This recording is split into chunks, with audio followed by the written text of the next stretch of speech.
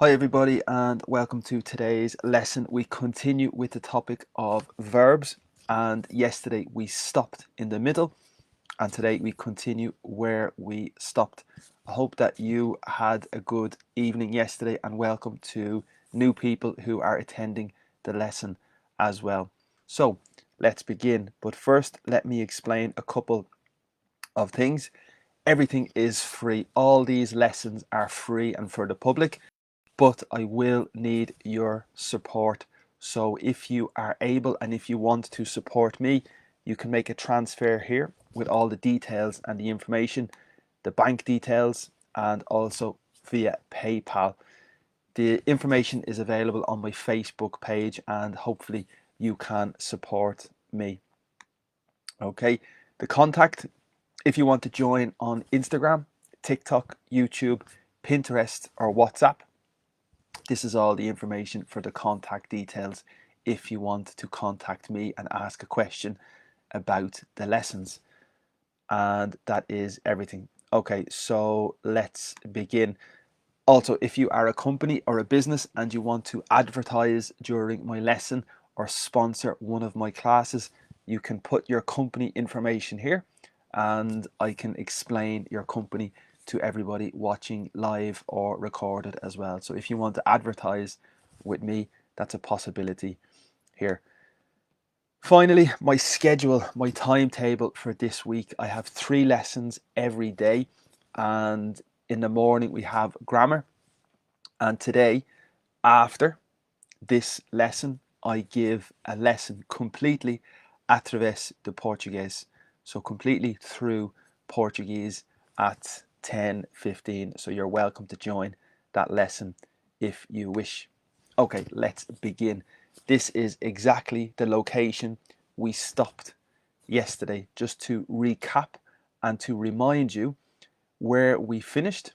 Yesterday was the topic using so and neither or nor when you want to add information. So basically, when you want to add information to a comment, you can also use so and neither. Yesterday, we looked at a lot of different topics, and this was the last topic from yesterday. I hope you remember. Grammar is difficult to study. It requires a lot of concentration and it requires a lot of patience, and it's necessary to read a lot of the theory in relation to grammar. Maybe you need a book, maybe you can use the internet, and today we use the British Council website. So there is a lot of information available, but really you need patience, you need time to study these topics. I recommend you study this topic yourself first, and you can use my video as additional help and additional support. That is my intention. So let's continue to the new section for today, and this is the topic short questions. If you have a comment, if you have a question during this lesson, please leave your comment on the Facebook page in the comment section, and I can answer any questions that you have today. So basically, just put your comment in the Facebook chat and I will be able to answer any questions you have. So for example, hello everybody, and you can leave your message here during the lesson. Subtitles are available on Facebook. If you want to use subtitles to understand me, select the subtitles option and you can understand what I am saying in text, hopefully. Let's begin. We often use short forms to ask questions when we want more information. For example, person A, I will see you on Monday. Future simple, I will see you on Monday. The answer is what time. So you answer with another short question. And this short question we'll give you more information.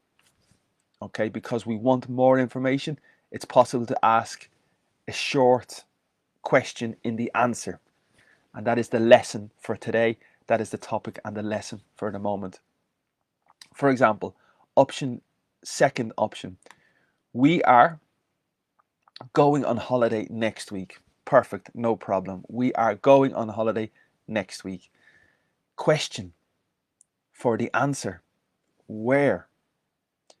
So it's a short answer and it is a question because you're looking for more information basically. So where are you going on holiday next week is the long answer, but frequently it's just short, where? Okay. Next, you can get a new computer very cheaply. You have the ability, you have the possibility to obtain a new computer very cheap, not expensive, the opposite expensive, cheap, and the adverb. So the adverb ends in ly, and this connects with the verb to get and obtain. The answer, how? The answer is a question, a short question, how? And this explains you need and you want more information. Okay, so it's possible to answer a comment with a question. And that is the lesson for today. Okay, if we want to be more polite, we can use a longer question. So the long question is typically in polite situations. For example, I am going to London on Monday. Short answer, what time? You want more information, what time? Short answer. But to be more polite, we use the full answer. What time are you going? That's the full answer, and it's considered more polite than the short answer. Okay, next, we are going on holiday next week. Very good. Where? Short answer, where? You want more information, where? Long answer is more polite. Where are you going? So this is the long answer and it's considered more polite. Okay, where are you going? It's the full long answer and also a question. Next, the same comment. You can get a new computer very cheaply. You can obtain, you can buy a new computer very cheaply. Short answer, how? You want more information? How? Short. More polite? Long answer. How can I get a new computer? How can I buy a new computer cheaply? How can I obtain a new computer cheaply? How can I do that?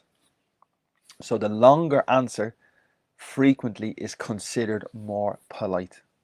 Okay, interesting. Lesson 9, the next topic.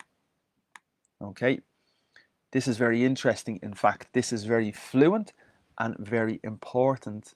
So it's interesting to know this particular lesson. Are you ready? We often use questions with what about or how about to refer back to what you said. This is a very typical combination in English. What about and how about, to ask a question. For example, I love the Beatles. I love this music group. I love this football team. How about or what about you? So this asks the question to you in relation to the previous sentence. So this is very common and very frequent in conversation in English. What about you? How about you? Many, many examples. For instance, I am going to the party. What about you? I am going to the party. How about you? Very, very common, very fluent. So let's look at the next example. So I love the Beatles. What about you? Yes, me too. Next. Your father seems well, appears well. What about your mother? Okay, so your father looks well. What about? How about your mother? Your mother looks well. It's a question. And that's the structure. What about or how about? They're very typical in conversation to ask the question in relation to the previous sentence. Answer: yes, she is good, she is fine, she is okay too. Next, I am exhausted, I'm really tired, I am shattered, I am really, really drained, I am exhausted. How about you? Are you exhausted? Are you really tired? How about? Also possible, what about you? Are you exhausted? Are you really tired? So it's a very typical structure in English. How about you? What about you? Answer: no, I'm not exhausted. I am okay. I am fine. Okay. And the next example, I really enjoyed the film. In the past simple, I really enjoyed the film. Question: you enjoyed the film? How about you? Did you enjoy the film? What about you? Did you enjoy the film? So you're asking the question with the structure how about and what about. For fluent native English speakers, this is very easy and very simple. But for people learning English, this is tricky. And the answer: no, I did not like the film very much. I did not enjoy the film very much. So this is the answer, just as an example. And number 9, this section, this lesson, number 9 in particular, is very important and very useful and very interesting. So I recommend that you review and understand number 9 in particular. Let's continue to number 10. And this topic is called echo question. An echo is when you make a sound and the sound returns to you. It's an echo. Echo. I think in other languages the word is the same. An echo. You shout and the sound comes back the same. It's an echo. And in English, it's possible to have an echo question. And this is interesting. So we can use echo questions to check what somebody has just said. Yesterday, we explained the topic of the tag question. The tag question is at the end of the sentence asking the question. For instance, it is a beautiful day, isn't it? This is a tag question. This is very similar echo question. Okay, so let's look at the example. Subject: they, the people, they have had, it's the present perfect, have had a baby, and just also emphasizes and represents the recent past. So it very recently happened. They have just had a baby. Just represents the very recent past. The echo question is have they? So you are asking the question to check if it's true. So you want to get confirmation. Therefore, you make the echo question and you change the position of the first verb, auxiliary, and the subject. Okay? For instance, I have just had my breakfast, and your question to check if this is confirmed or confirmation, have you? So it's a very common structure. It's very similar to the category tag questions, but it's called echo questions. And that is something interesting to think about because it's very common in conversation. Very, very common. Next example. He will be here soon. He will be here soon. Future simple. He will be here soon. Question, echo question. Will he? You are checking for confirmation. You are checking if it's true. And this is called an echo question. You change the position of the first verb and the subject, will he. So really you're checking for confirmation. You have a doubt and you want the person to repeat the comment. So that's interesting, but very typical in English. Or alternatively, we use do, does, and did for the same function of the echo question to check the information. For example, Sophie wants to move to another school. Sophie wants to move to another school. Does she? This is the echo question, checking for confirmation, checking if this is true. Okay, and it's necessary the verb to do, because the other examples is with the verb to have and the verb to be, and frequently the verb to have and to be is a little exceptional and we just change the position. But other verbs, we use the verb do, does, did in example once. Next, George phoned last week. George is the subject. Phone is the verb in the past. George phoned last week. Echo question to check for confirmation. Did he? Because it's not the verb to have and not the verb to be, we need the verb to do in the past, because phoned is the past. Okay, that's a lot of explanation. 2 or 3 different topics already. Now let us try the exercises, and this is the fun part. This is the interesting part for you to interact. So match the short answers with the statement. A statement is like a positive sentence or a comment. So our job is to match the short answers with the statements, and we have 8 questions. Where to? For what time?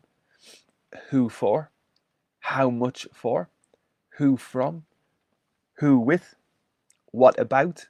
Who against? And we have 8 different scenarios, 8 different situations, and we need to check and find the appropriate answer. In the Facebook comment, you can put your chat, you can put your answer in the Facebook chat. And Carla, Bernal, good morning. Thank you for watching, and I hope that you are enjoying the lesson. Thank you, Carla, for your comment. So let's continue a little. First, I need to get a taxi. I need to call a taxi. I need to have a taxi. What is the best answer? Do you? Who against? What about? Who with? Who for? For what time? Where to? How much for? Who from? Very, very similar, but for me, there is one obvious answer. Yes, I see one obvious answer. What do you think? Let's continue to question 2. I have just read, this is the present perfect, just is recently in the past. I have just read a really good book. Question, answer, have you? And where to, for what time, who for, how much for, who from, who with, what about, who against. What do you think is the best option for number 2? For me, I have one clear answer, one obvious, one clear answer for me. What do you think? Okay, so I'm happy. I think I have the first one correct and the second one correct. Let's look at number 3, number 4, number 5 very quickly. Person A, I am looking for a birthday present. Echo question, are you? So you're checking if this is correct. Are you? and the context is the birthday present. Number 4, I received a very long email this morning. So I received a very long email this morning. Echo question to check if this is correct. Did you? You're checking confirmation. And the context is receiving a very long email. Number 5, Arsenal are playing this evening. Echo question to check confirmation. Are they? Yes, they are. And the context is Arsenal playing football this evening. Number 6, we should reserve a table at the restaurant. Echo question to check confirmation. Should we? And the context is reserving a table at a restaurant. So we need to select the correct answer for that. Number 7 and number 8, Bella is going out tomorrow evening. Echo question to check confirmation. Is she? Answer, yes, she is. You're confirming. So the context is Bella going out for dinner or to a party tomorrow evening. Finally, number 8, the family. The Fowlers have sold. So the verb is to sell. And the past present perfect, have sold recently their house at last, finally. Echo question to check confirmation. Have they? Answer, yes, they have. But the context is selling the house. So let's look at number 1 and select the correct answer. I need to get a taxi. Do you? For me, the best answer is where to. Where are you going with the taxi? Where do you need the taxi to bring you? That's very typical in the context of ordering a taxi. Where to? To the city centre, to a party, to a specific location. I need to get a taxi. Do you? Where to? I have just read a really good book. Have you? Yes, I have. And for what time? Who for? The book, the context is reading a book. What about? The story was about what? What was the topic? What was the plot? What was the story? So I have just read a really good book. Have you? Yes. What about? The book was about romance. The book was about drama, thriller. Okay, let's continue. I'm looking for a birthday present. I am trying to find a birthday present.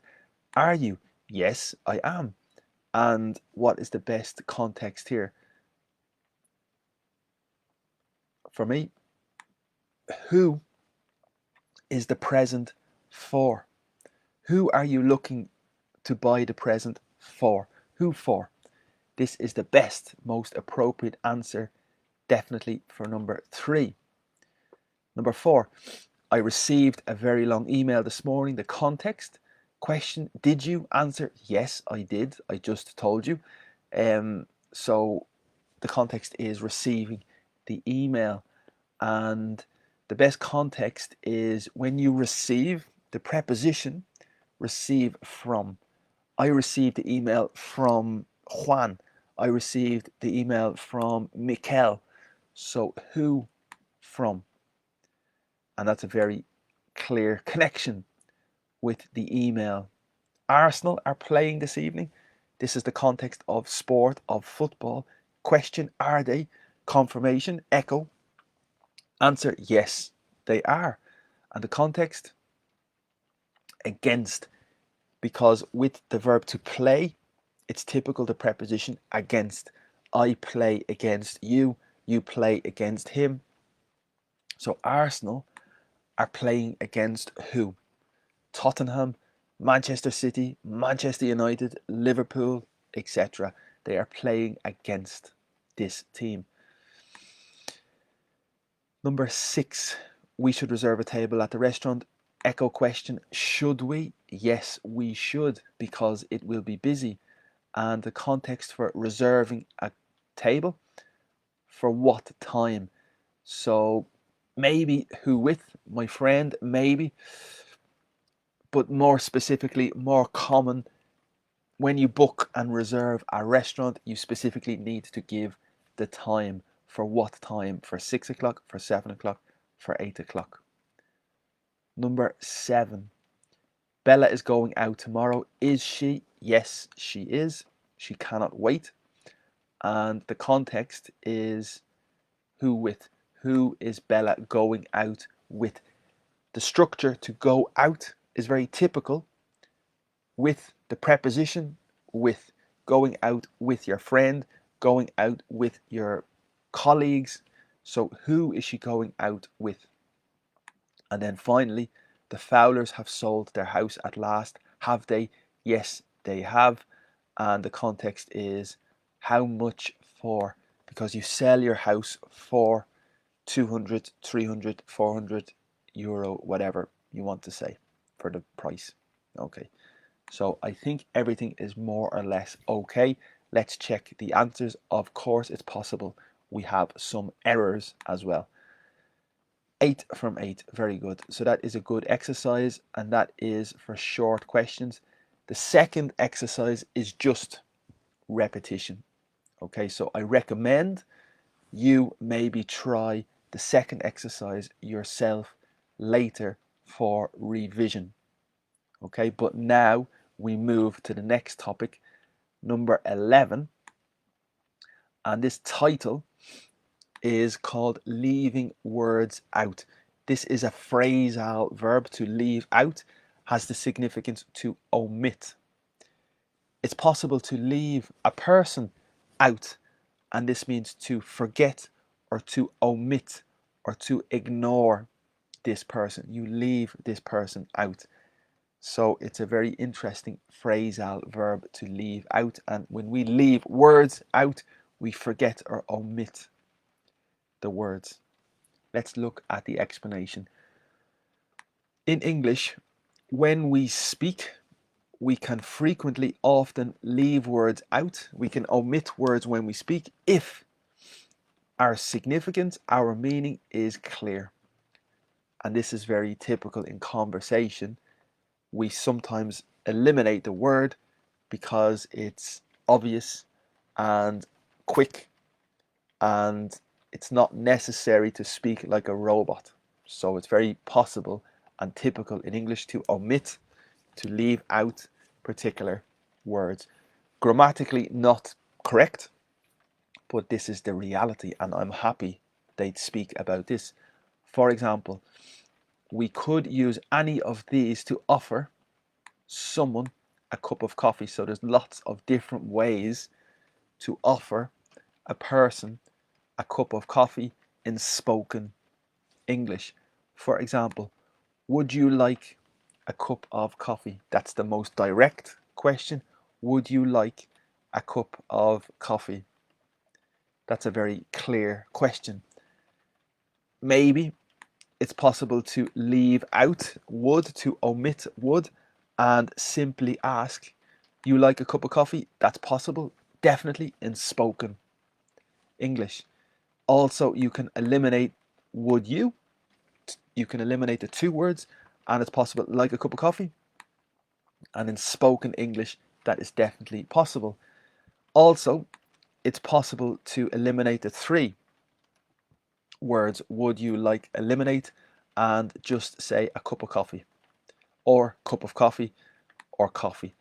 So obviously, in spoken English, maybe informally, it is possible to ask the same question in a variety of short ways. That's logical, I think. Someone could reply, yes, please, I would like a cup of coffee. Yes, please, I would like a cup of coffee is the long answer. But it's possible to omit and to make short. Yes, please, I would. Yes, please, or please. So, of course, we can say the answer in short ways. Okay, let's continue to number 12, lesson 12. So obviously a lot of information today, like yesterday, but very interesting information. Number 12. We often, frequently, regularly leave words out, omit words to avoid repetition. This is very important when you try to become more fluent. When you try to really advance your English, this is a skill, an ability to know when it's possible to eliminate some words because of repetition is not necessary. For instance, I asked him to come to the party, but he wouldn't. That's fine. In spoken English, that is fine. So I asked him to come, but he wouldn't. The correct formal way is, but he wouldn't come. But in spoken English, it's very frequent to forget to eliminate the next verb because already the assumption is come. So that's very typical in spoken English. I asked him to come, but he wouldn't come to the party. Next, Jack has the ability, can come, but Jill can't or cannot. Of course, the next verb is Jill cannot come, but it's not necessary to repeat the same verb. Jack can come, but Jill cannot to the party, for instance.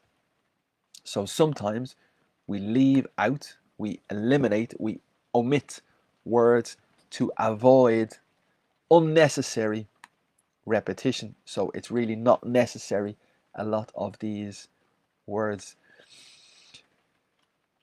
Next, he didn't come even though she asked him to.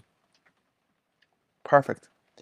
And sometimes we finish the sentence with a preposition, and the next verb obviously is come again, but it's repetition and it's not necessary because we have already used the same verb. So he didn't come even though she asked him to come. But it's possible to eliminate the last verb if you want. As I said, this skill is a little tricky to know exactly when you can do it. So just be conscious of this.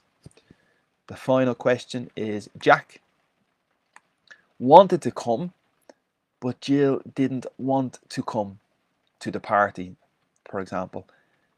So we can eliminate the second come because already the context is the people coming to the party. Jack wanted to come, but Jill didn't want to. Another couple of examples to finish.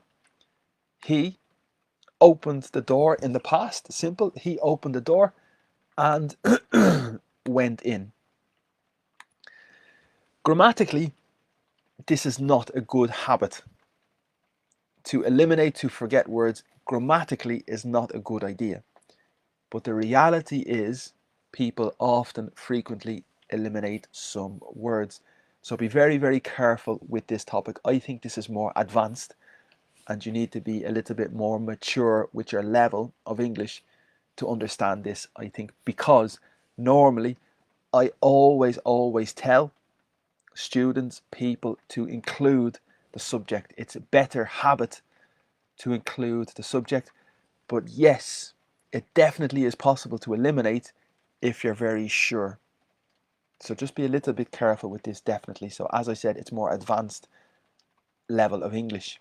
Okay, so he opened the door and went in. So it's not necessary to repeat the subject because we know, we assume already it is he.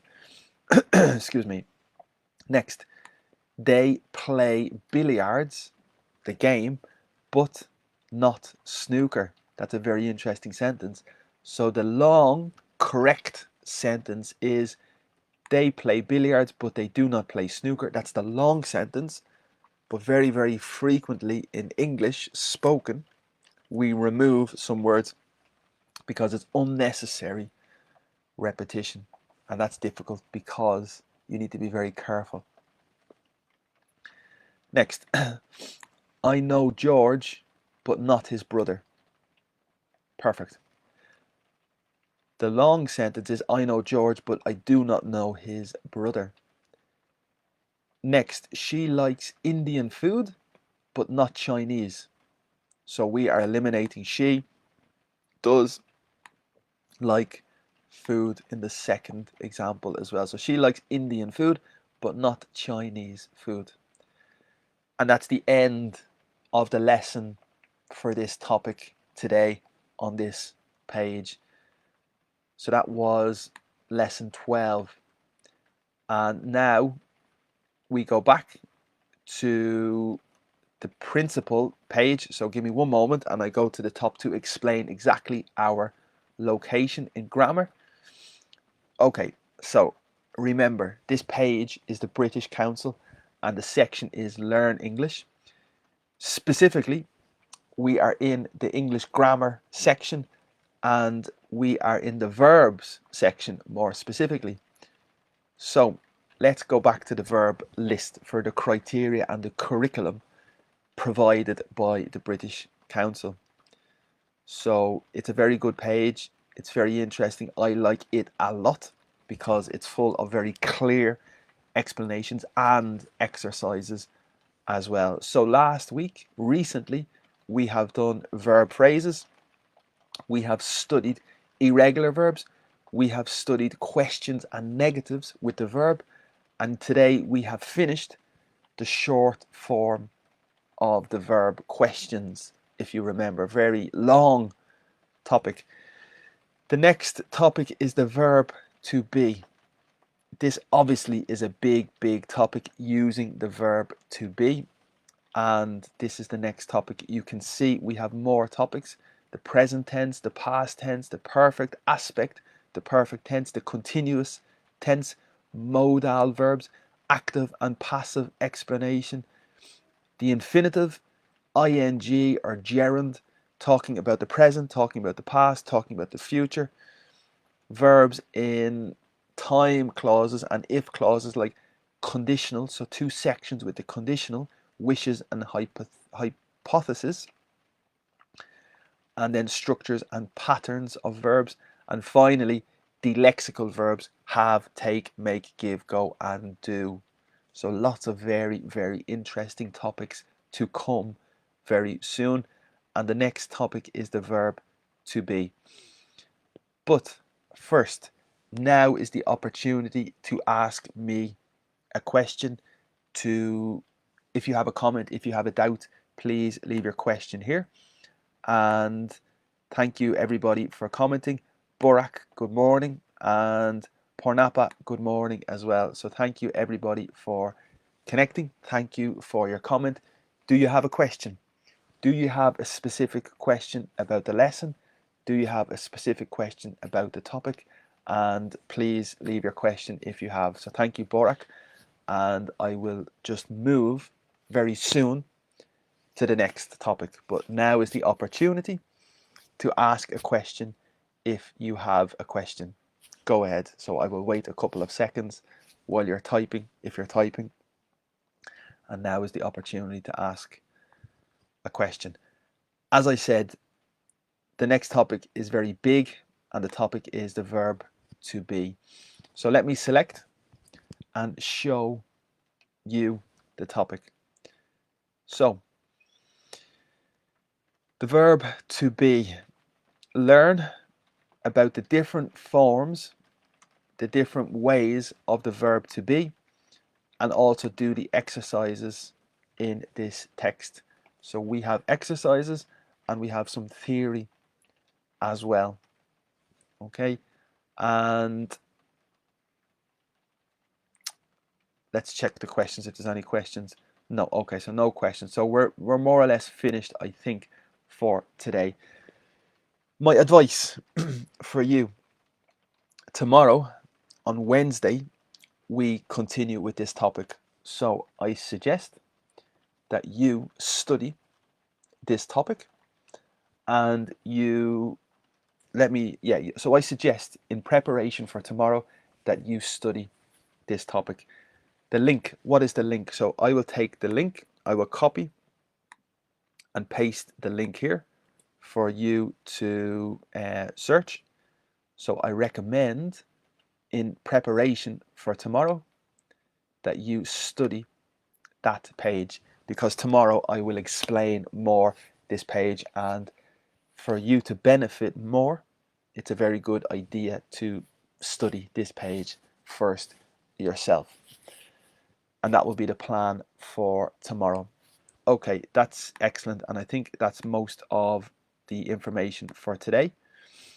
Remember that this is my schedule for the week. Okay, so you can see here my schedule for this week. Every morning at 8:45 I have a grammar lesson with different topics. At 10:15, so very soon, in 45 minutes, I have a new lesson, and the lesson today is através de português, completely através de português. So that's very funny, me speaking in Portuguese. Different lessons. Tomorrow it's the Cambridge Proficiency. Thursday it's através de Espanhol. Friday it's the IELTS exam. Saturday it's the Cambridge B2 First Certificate. Today at 11:45 I have my third lesson for the day, and today we focus on correcting writing. So very interesting lesson dedicated to correcting writing. Tomorrow it's different accents from the world. We have different accents in English, of course. Thursday it's Irish accents and vocabulary. Friday we have speaking correction, and Saturday we have vocabulary. So very interesting schedule. Everything is free. Everything is free, and basically, if you want to support me, you can make a subscription, or you can make a donation. If you want to support me, you can make the donation here with the bank details or with the PayPal information on my Facebook page. So that's possible if you can and if you want to support me. If you are a company and a business or an organization and you want to advertise and sponsor my lesson, you can put your company information here, and I will explain to everybody your business and maybe a special offer as well. So if you want to advertise your business or your company during my lesson, that's possible as well, and you can contact me. Finally, social media and contact. If you want to follow me on Instagram, TikTok, YouTube, Pinterest, or WhatsApp, all the information is here for you to follow if you wish. So it's very interesting, of course, Instagram, TikTok, YouTube, Pinterest, and WhatsApp. So that's all the information for you to follow.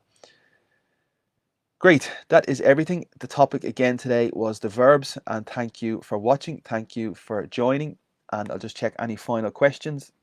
Let me see. And thank you, Borak.